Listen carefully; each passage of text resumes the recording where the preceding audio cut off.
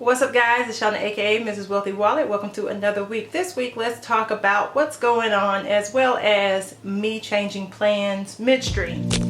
Let's do this.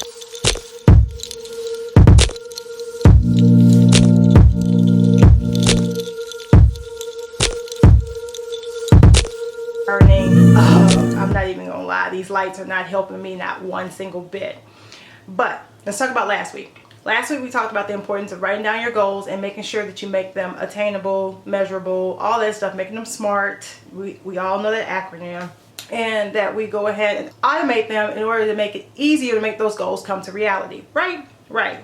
So this week I was looking at the budget and I had run the numbers again and realized that whenever I'm looking at my portion of the budget, it's kind of running in a deficit. So therefore my husband's budget was picking up the difference. So anytime I get paid, I don't have enough money to cover all the expenses that I wanted to pay. And then when my husband gets paid, he has to make up for those expenses that we wanted to pay. So this week I went ahead and created a new savings allocation for our money, as well as I noticed, I've been tracking our grocery spending. It is horrific. Don't ask. It's like a family of 4 and it's only 2 of us. That's the kind of budget we're dealing with right now. So I reallocated funds for savings and groceries. So the emergency fund, we did some retooling and I will let you see all the numbers and everything. And then the grocery fund, I switched over from $250 to $300. And that's a week, guys. Yes, it is a week. That includes Uber Eats, okay? All right, we Uber Eats on Friday.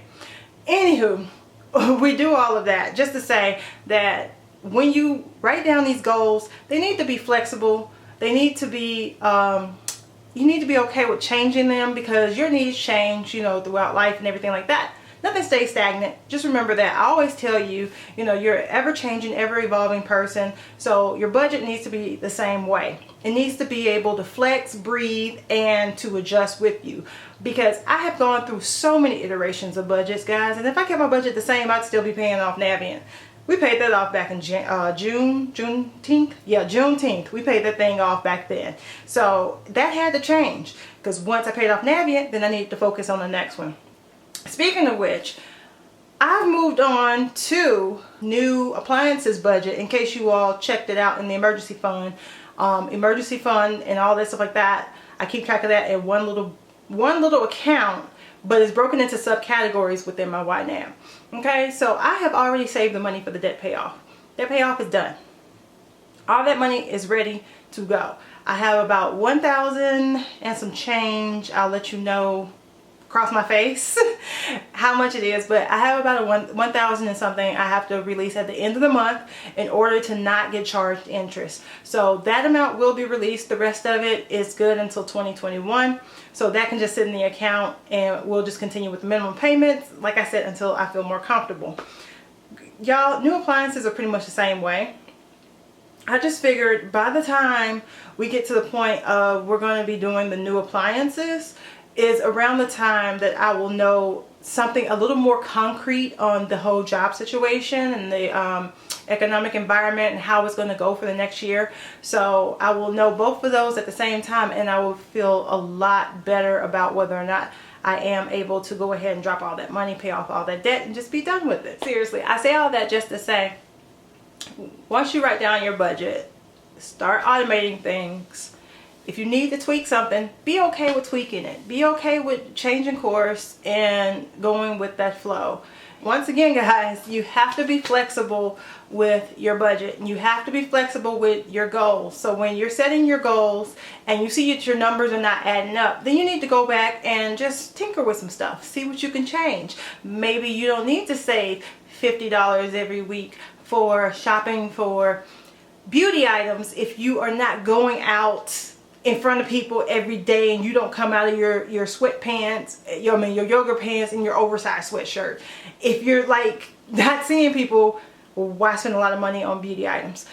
Cut that back. Or if you're not watching one of these streaming services, if you find yourself not watching streaming services, I'm seeing that right now. I have a streaming service, what is it, Acorn TV. I actually get it for free through my library. So I'm actually going to cut that off and not do that this month. So that's $5.99 more that I have that I didn't have before. Another thing is Kindle Unlimited. I am not reading a lot of books right now. I haven't read books in months. I've been listening to a lot of books via Audible, but I have not been reading them. So my budget says I'm spending $9.99 a month on this thing, but do I really need to spend $9.99 a month?